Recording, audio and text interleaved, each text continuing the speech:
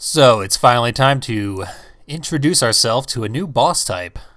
At least, damn well better be a new boss type. This is somehow the dragon and the tentacles again. Oh, snap. So, Rao also is trying to kill me.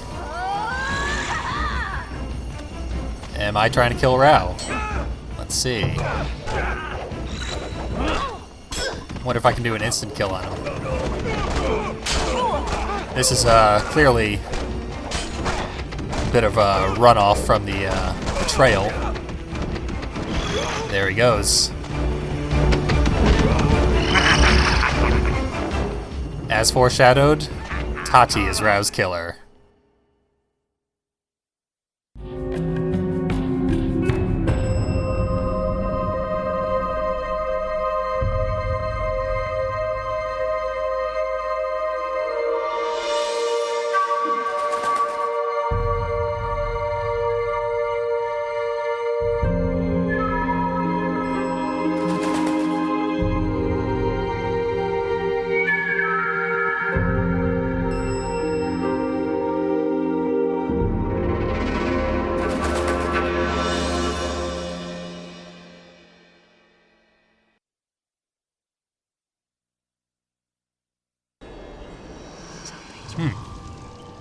Now, looks like the Kree boss fight is just its own level. So there actually are only 10 levels. And we can't go to the final one until we do Kree properly. I kind of expected something like this, not this exactly. But what I'd like to do is go back and replay the entire level as Rao, because Rao and Tati never met during the level itself until the very end. So it'll be basically a unique level. And I guess what you can do is I'll put a time signature at the bottom. You can skip ahead if you don't want to see the whole level as Rao again. Otherwise, we'll play through as Rao and choose the correct moral path. And either way, let's see how things were supposed to go.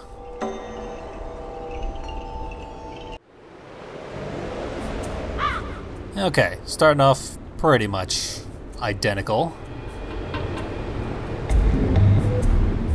as would be expected.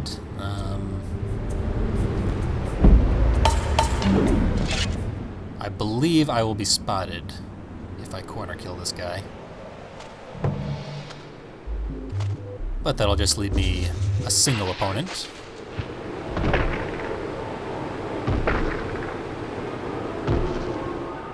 Apparently we haven't seen that kill in this entire game so far, or else they wouldn't have slowed it down for us.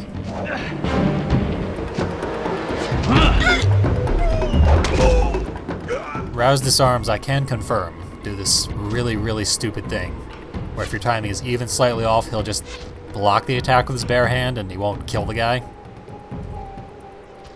It really seems like a glitch. And I really should not be standing here.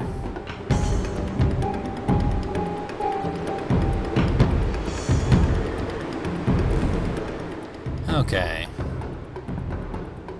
Now, it's cool that they let Tati be Rao's killer, because they've really made it seem like that's the way the game wants it to be for a very, very long time at this point. Obviously, that's not a satisfying end. We really like both characters, or at least we should if we made it this far into the game.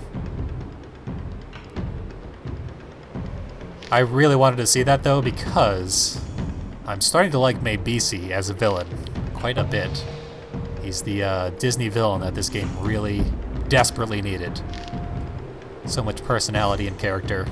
Actually has a moralistic point to his insane, evil betrayal rampage. Very surprising.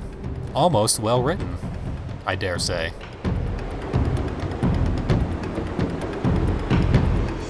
So this level's shaping up to be pretty familiar so far.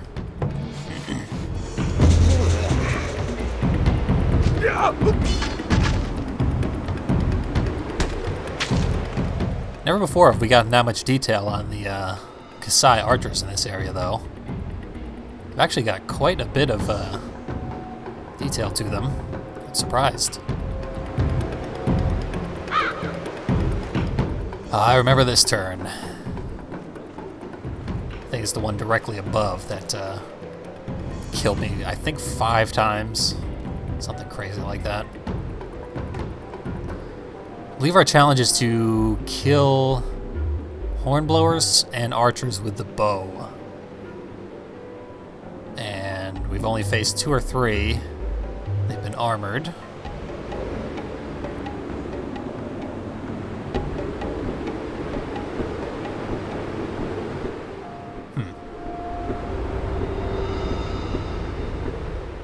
I figured this hornblower would be back on my trail by now. Such is not the case. Uh-oh. There we go. I did him a favor. Come on, smart guy. Yep, there's the old unarmed block that I never mean to do. Now, to defend myself. There they are, as expected. I don't want to fight them on the stairs, but I don't have much of a choice.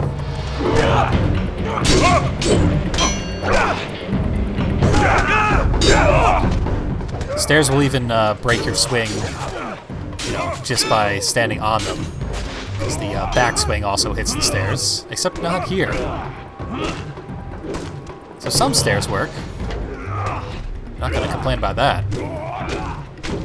It's going to make this fight go a lot easier.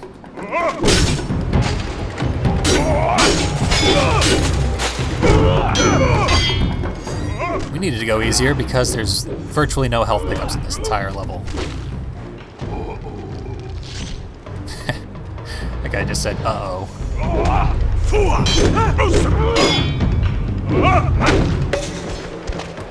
Now, I have noticed that this particular level is extraordinarily poorly programmed. Back when we were playing through as Tati, there were a couple of times where she swung her weapon and it made Rao's grunting sounds. Fairly ridiculous. The guys at Bottle Rocket are bad programmers.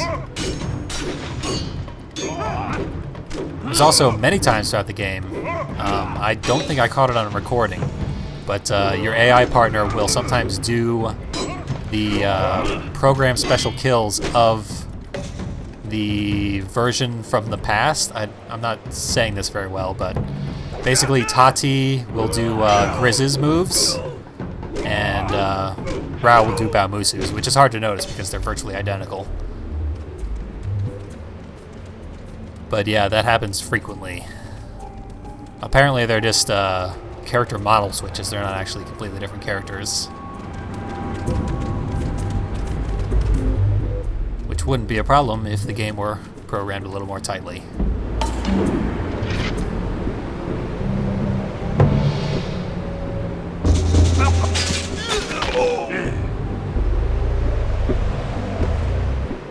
Now, an interesting thing about the challenges in this level is that they all involve your ranged weapon, and there's no ammunition pickups in the entire level. So, you have to be very thrifty. I'm pretty sure with Tati's challenges, it's literally impossible to do them all in a single play. I'm pretty sure you have to do hers twice, and we didn't get a single one in our run.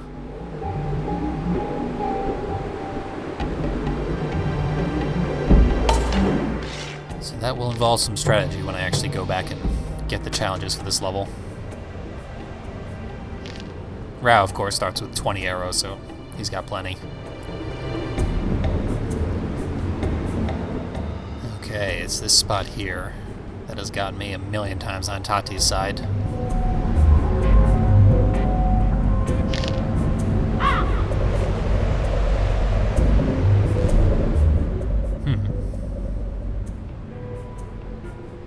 There should be a patrolman with a horn. Doesn't look like that's the case, though. Maybe I can corner snipe him. Nope. Cover shooting was a mechanic in precisely one level. I mean, it's better to have more new mechanics that you can't put to good use than less, but they added a couple of things in this game and then never use them. Somehow these guys didn't notice that.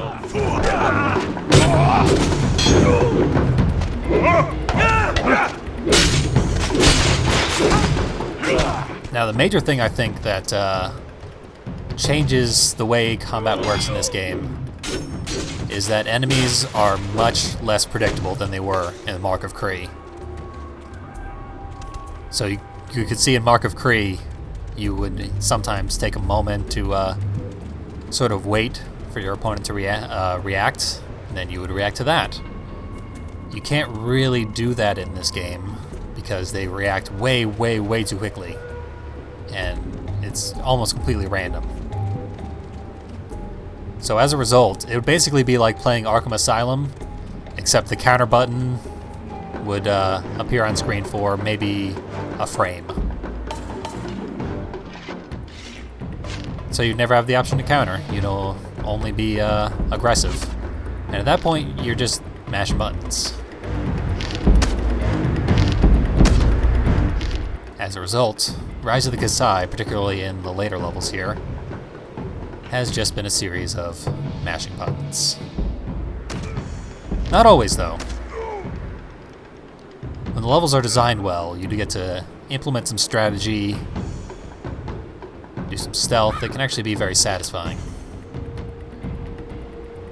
But many of the forced combat encounters are pretty disappointing.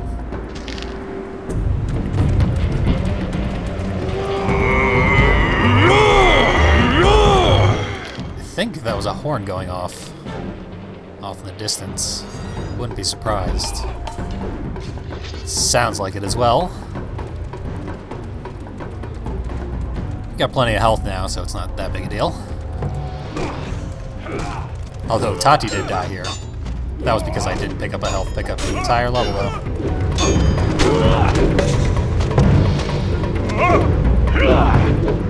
Seems like Rao swings a little higher, so he doesn't hit the stairs as often. Maybe that was my issue. Maybe they just took the programming from the original game for Rao, so that it works. And then when they had to program Tati, it was all new, they screwed it all up.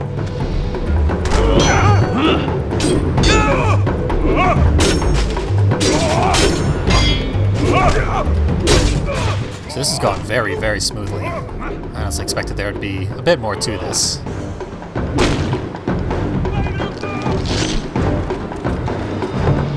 But it's all good. Means we're very nearly to the end already.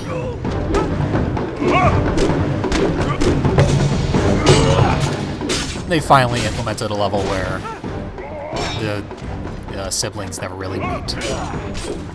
So you actually have a reason to take the dual path, rather than just challenges. Man, that's a lot of guys.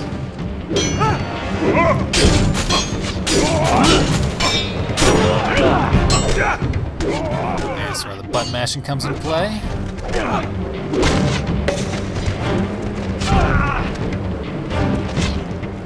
Make our way down here. Slightly faster than the axe wielder. Interesting.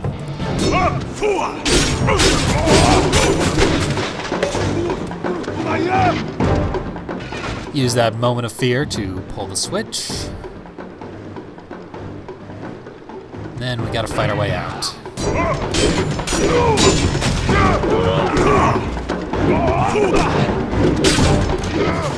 And as expected, the axe is a terrible choice for dealing with axe wielders.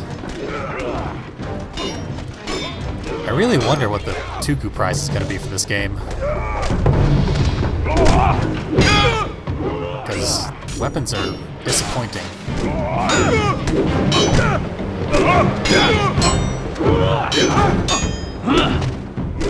Oh man, this short little balcony. Can't do more than 2 or 3 swings without getting interrupted.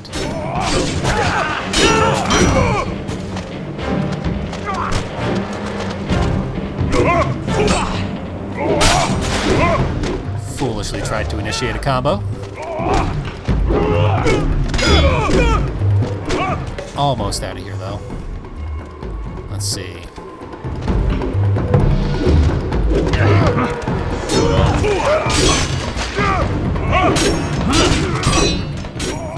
slightly ahead of the curve. His attacks are the same speed as ours, so... Except for that one.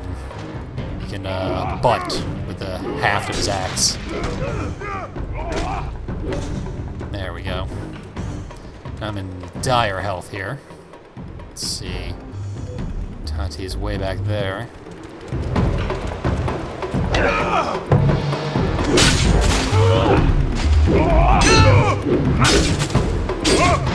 Really lucky that guy was in defensive mode for no good reason. Now the tower itself is defending him. Oh, come on.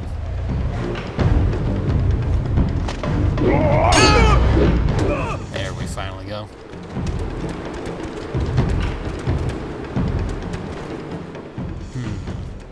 I don't trust it, but I'm going for it. Alright. Just the archer. Everyone else, I guess, piled in after me.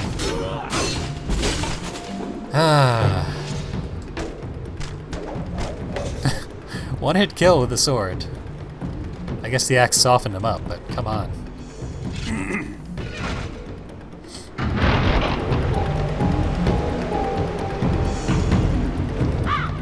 Now, time to go check out the canonical storyline of Rise of the Kasai. And what I'm going to do is I'm going to watch the cutscenes. If they end up being redundant, I will cut them out in editing. I wonder if there's two doors. This should be a symmetrical level. So out of sheer curiosity, I'm going to check that out. Why is Tati throwing puffers everywhere? Oh, this guy's still alive.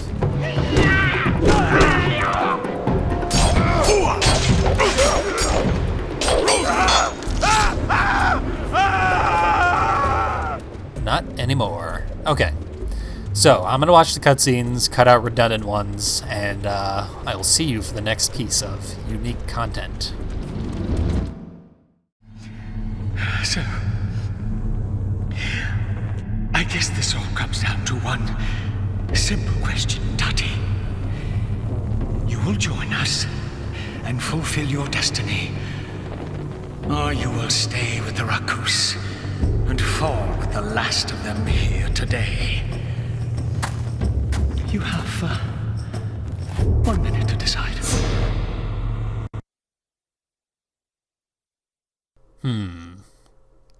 Looks like we don't get a choice, maybe?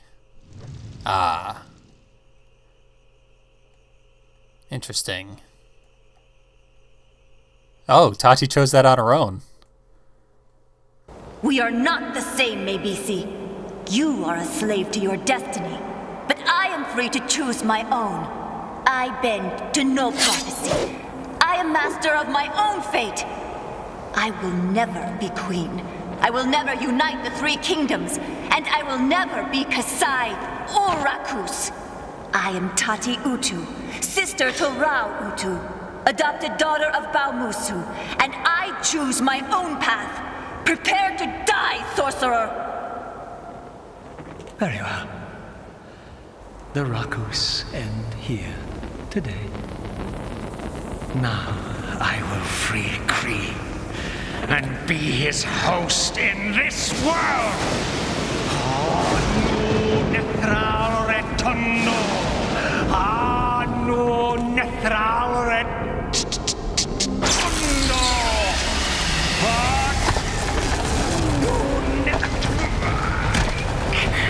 He's too strong.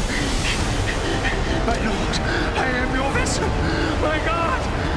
I cannot.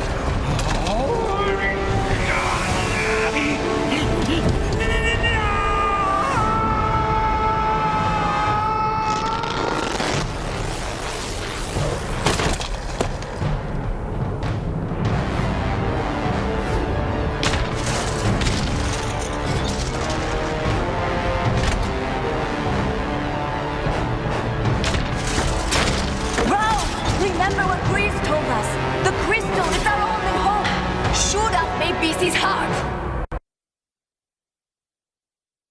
Yeah, that was really well handled. It actually did not let me choose whether or not Tati would betray me, because I'm not playing as her. So the AI actually had a conscience of faith there. I assume it always goes with the choice not to betray Rao, but still very cool. Make sure to save, because if I know anything about boss fights, they're going to go horribly, horribly awry. And then shoot Mebisi in the heart that he doesn't have. Although technically it's Kree. Finally facing Kree as an entity. And it's quite a hideous entity. Pretty good visual design on the thing.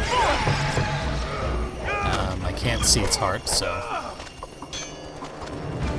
Now clearly is not the time to be going for it, but I'm going for it.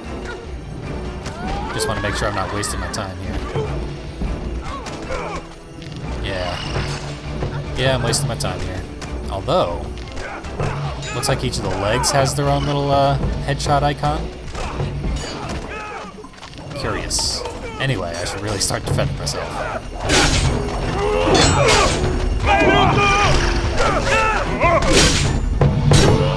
Lots and lots of enemies here. This is very much like the arenas. Which is one of the last things I ever said about the last dragon boss fight before I died.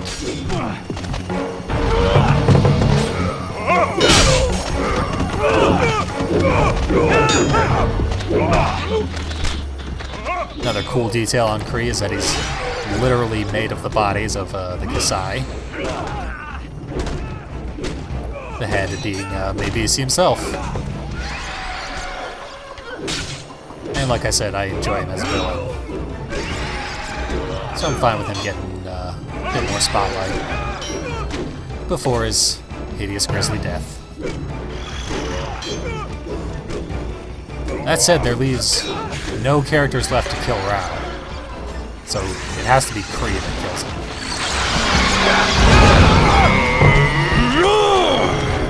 Oh, he's down. I can't really do anything about it, because there's too many enemies to distract me. I can't run away from them in this game. He's pulling power from the void, courtesy of the old Mark of Kree.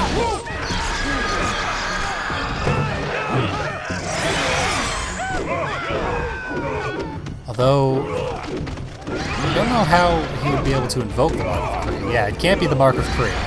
That summons Kree, ironically. It has to be something else, because Mark of Kree summons undead. You know that, because it was assembled in the first game.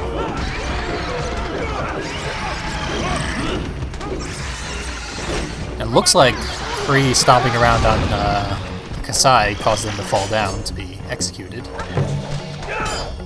Okay, Kree's right here. What can I do? Nothing acts with it, that's for sure. So yeah, it's the crystal in his core that keeps getting powered up. It's another hint that we gotta shoot it. There's simply too many distractions.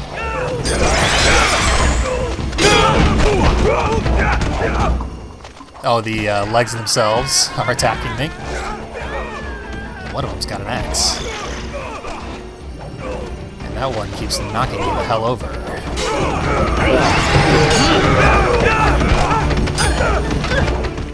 So that's not good. Keeps going like this, and I'm going to be restarting this boss fight.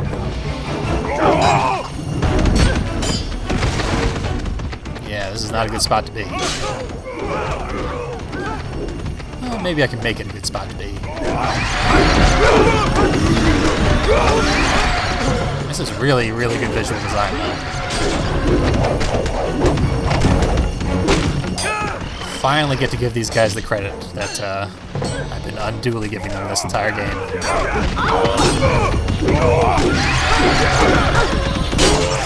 And of course, it's no lie to say that I really enjoy this game. As much of it has become a button masher and lost the intent of the original, still really up my alley. And of course, the things it does right, it does very, very right. Now, if only I could figure out how to finish this boss fight.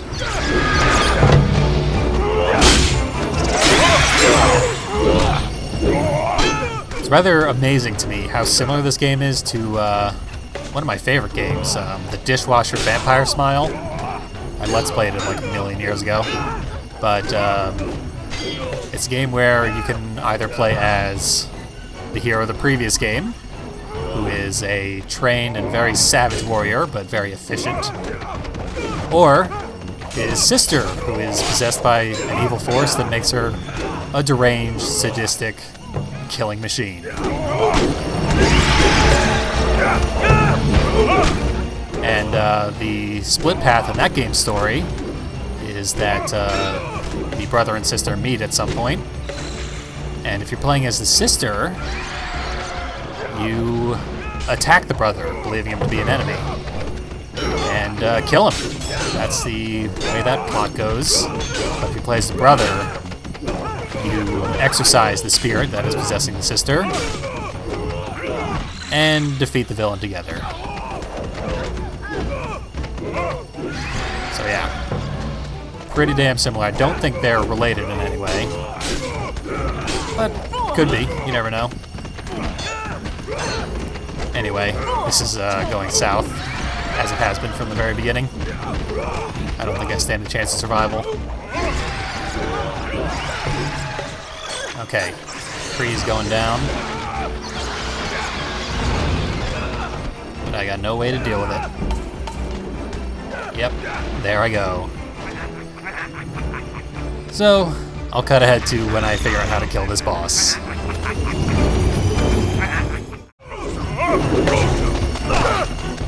Duh. Gotta cut the bridges.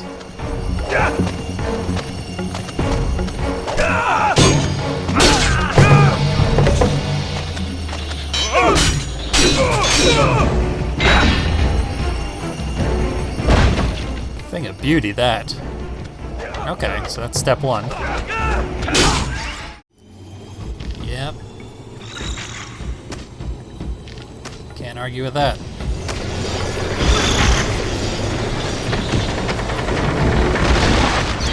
What is this? Is that a switch?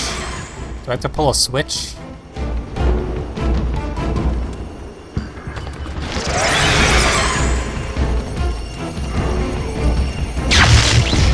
Oh, there goes an electricity attack. There's no way to get to that switch. There's no way I have to pull that switch. It might have been had I not cut down the bridge. Huh. Is this unwinnable?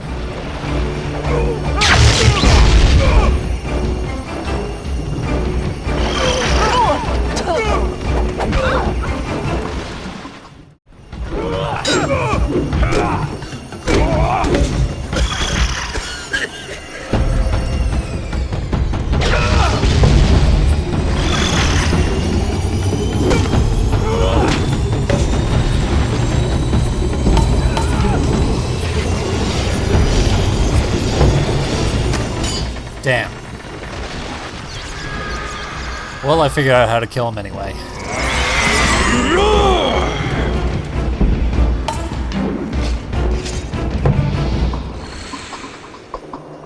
Nah. I want to drop this bridge with some people on it, but can't win them all. Okay. Time to kill Kree.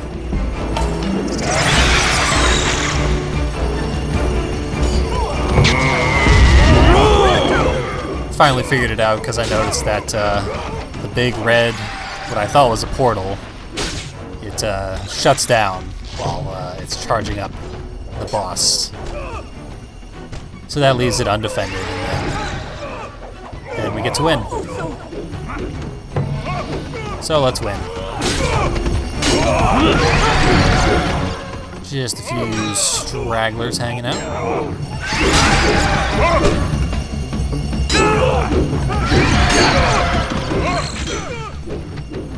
Boss is sick of me. It should give Tati an opportunity to knock it down. She's done most of the work, honestly.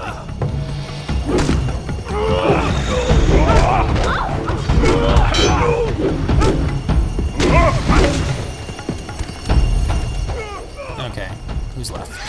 There we go.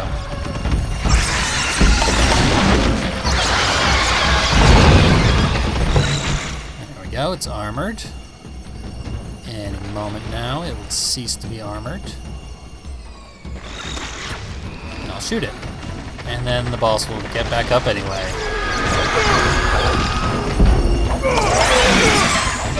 Now, if I've ever played a video game before, I'm gonna have to do this 3 times total.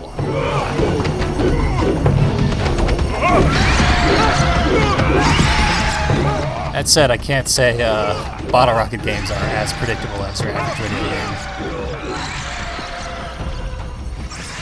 That was quick, though. Sort of a confusing thing is that the camera always focuses on the boss when it's down. It makes combat really, really difficult. But we don't have to worry about that at the moment.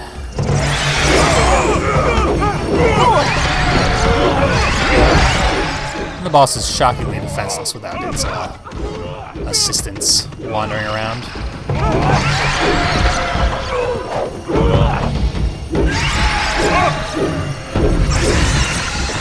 It's kind of useful. You can tell when the boss is knocked down by the way the camera changes. Okay, here's 3. And I can't find the crystal. There it is. Alright, it wasn't 3. Although, something's happening. Not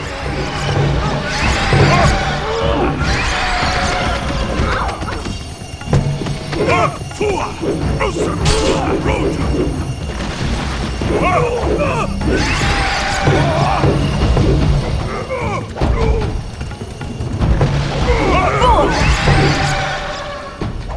And we get to team up with Tati, take out the legs, over and over again.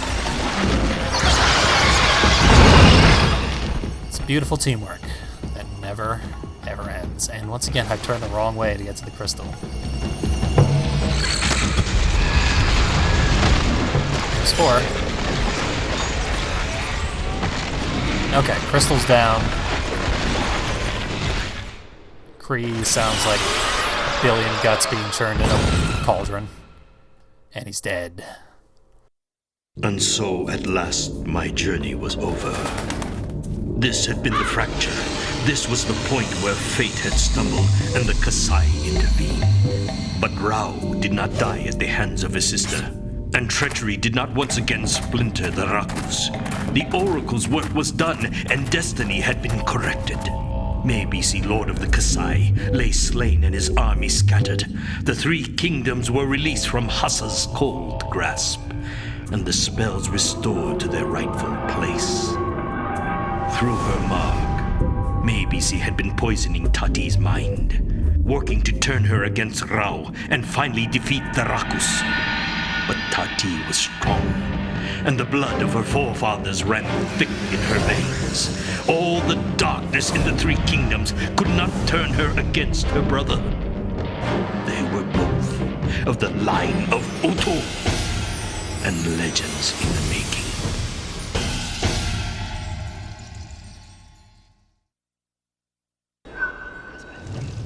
Oh, that's pretty satisfying ending. I really like the way they handled that whole betrayal subplot that they built up for way, way too long. And I'm really glad that I betrayed Rao first and then went back and fixed it. That leaves us with just 1 level. It was the first level of the original game, although it was in ruins then. I suppose we'll be returning to Baumusu and Grizz's timeline to see just how Rise of the Kasai ends, because boy have we earned it.